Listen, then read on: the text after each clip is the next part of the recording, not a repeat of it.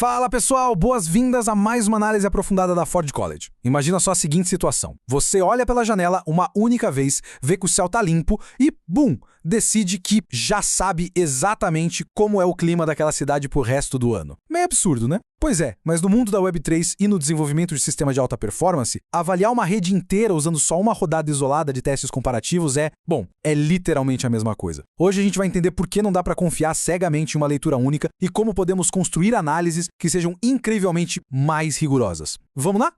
Para guiar nossa exploração de hoje e sair dos dados puros direto para a sabedoria operacional, a gente vai passar bem rapidinho por esse roteiro.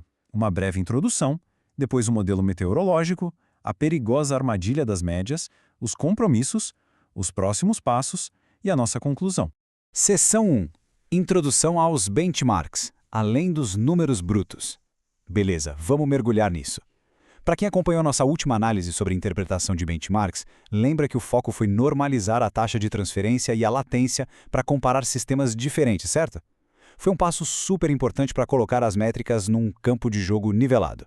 Mas o trabalho não acaba na tabela comparativa. O que vem depois é ainda mais crucial. A gente tem que ter uma coisa gravada na cabeça para guiar todo o nosso raciocínio. Benchmarks não são a verdade absoluta. De jeito nenhum.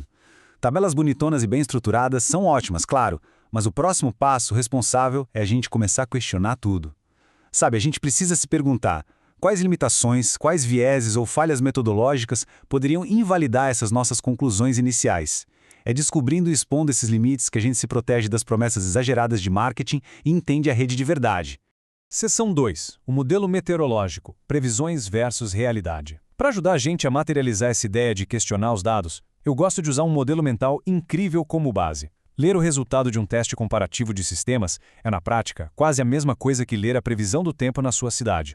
Pensa só, a analogia bate direitinho. A previsão do tempo clássica que a gente vê no jornal é só um instantâneo, né? Uma foto da temperatura num lugar e num momento super delimitados. E os testes comparativos? Mesma coisa. Eles mostram o desempenho apenas sob condições imensamente específicas e controladas. Nessa nossa brincadeira, o termômetro é o nó da rede. A estação meteorológica é aquele ambiente de teste que a gente montou. E as variações de clima do dia a dia representam aquela variância estatística inevitável que qualquer rede viva apresenta. Dá uma olhada em como isso se aplica na prática. Profissionais da meteorologia jamais, em hipótese alguma, bateriam um martelo sobre o clima com base em uma leitura só. Eles tiram médias ao longo do tempo. E na tecnologia, isso significa que precisamos de múltiplas repetições, descartando qualquer instabilidade inicial da máquina. E tem mais, assim como um termômetro precisa de calibração constante, nossas ferramentas de instrumentação precisam ter as versões de software meticulosamente registradas. E claro, ninguém mede o clima global instalando um sensor num quintal isolado, da mesma forma que não faz sentido testar redes globais rodando tudo em um único data center. Seção 3. A armadilha das médias. O mistério de Shen A e Shen B. Isso já puxa a gente direto para um dos conceitos mais fascinantes e, perigosos na análise de sistemas. A armadilha das médias. Para mostrar o impacto gigantesco da variância estatística, vamos bancar os detetives com um pequeno mistério envolvendo duas blockchains fictícias.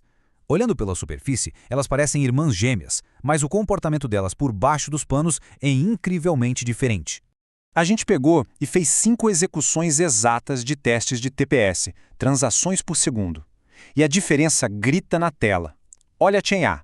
Os números estão super agrupados, todos ali orbitando de forma coesa, perto de 10.300. Um comportamento muito sólido. Agora dá uma olhada na Chain B. Os números estão numa montanha-russa descontrolada. Uma hora marcam 9.200 e logo na rodada seguinte disparam lá para 12.000.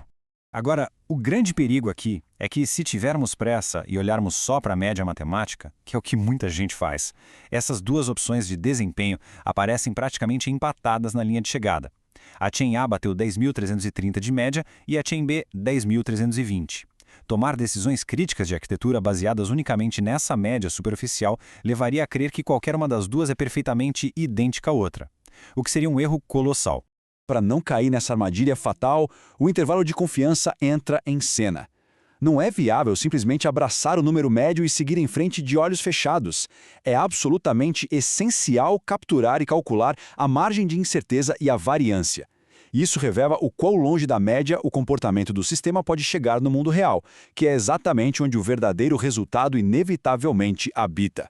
E quando a gente bota essa lente de precisão estatística em cima dos dados de antes, uau, a revelação é dramática e muda tudo. A Chain.A tem uma variação minúscula de apenas 115 transações para mais ou para menos. Isso indica uma plataforma robusta e confiável, ideal para uma exchange financeira que não tolera sobressaltos, sabe? Em contrapartida, olha a gigantesca margem de erro da Chain.B, que passa da marca de 1000 TPS. É um desempenho absolutamente imprevisível e carregado de risco operacional. Um detalhe crucial que um simples número médio escondeu da gente completamente. Seção 4. Os grandes compromissos. O cabo de guerra do desempenho.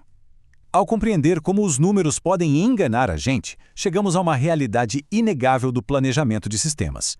Qualquer teste, por melhor que seja, envolve compromissos. É um verdadeiro cabo de guerra entre objetivos diferentes que ficam puxando a sua análise para direções opostas e é vital saber gerenciar essas tensões.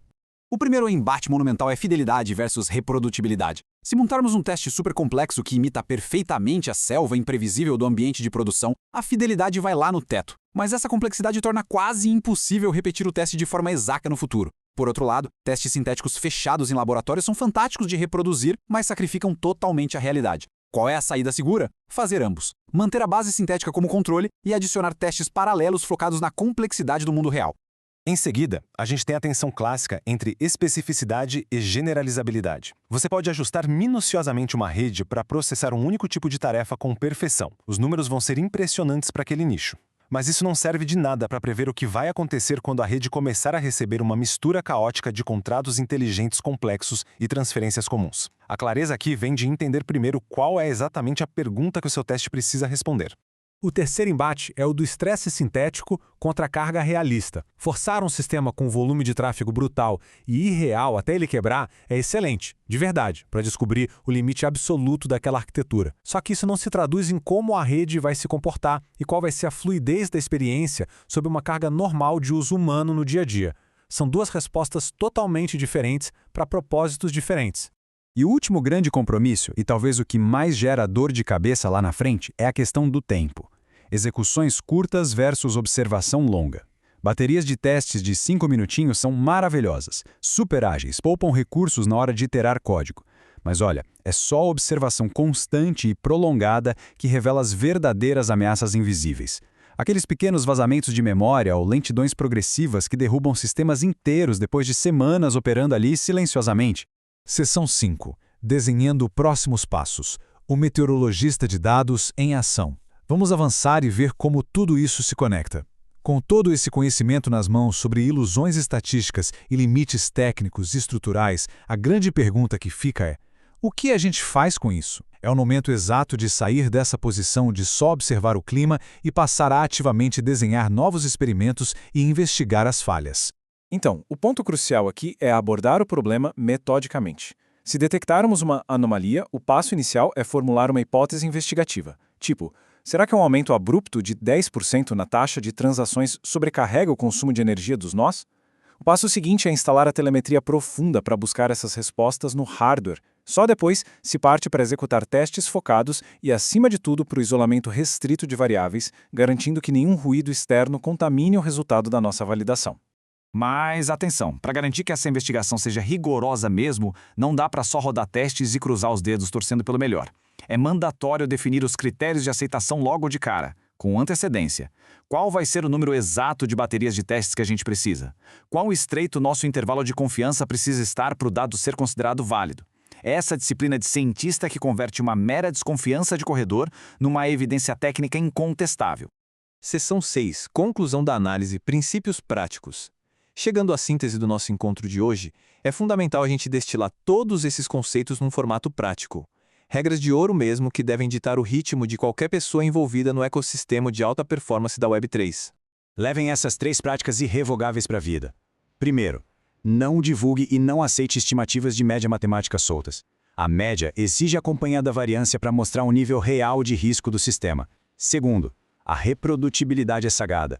Registrar metadados de infraestrutura e versões de software não é uma opção, é uma obrigação do ofício. E terceiro, Faça com que a maior limitação que você encontrou nesse ciclo de teste se torne o alvo central de aprimoramento no próximo, focando o esforço sempre em derrubar a fraqueza dominante.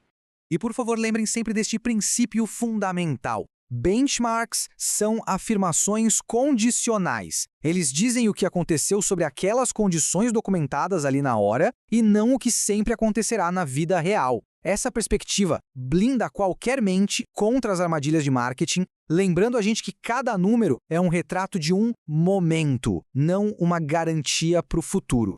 Fica aqui um grande questionamento instigante para a gente encerrar.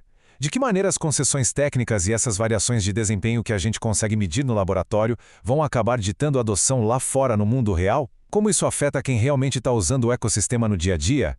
É um tópico fantástico para as nossas próximas reflexões de fundamentos da Solana. Agradeço demais pela companhia de todos em mais essa jornada de investigação técnica da Ford College. Se quiserem expandir essa base de conhecimento e explorar ainda mais sobre a arquitetura da Web3, deem um pulo no nosso site oficial em ford.college. Um excelente trabalho a todos e até a nossa próxima análise técnica.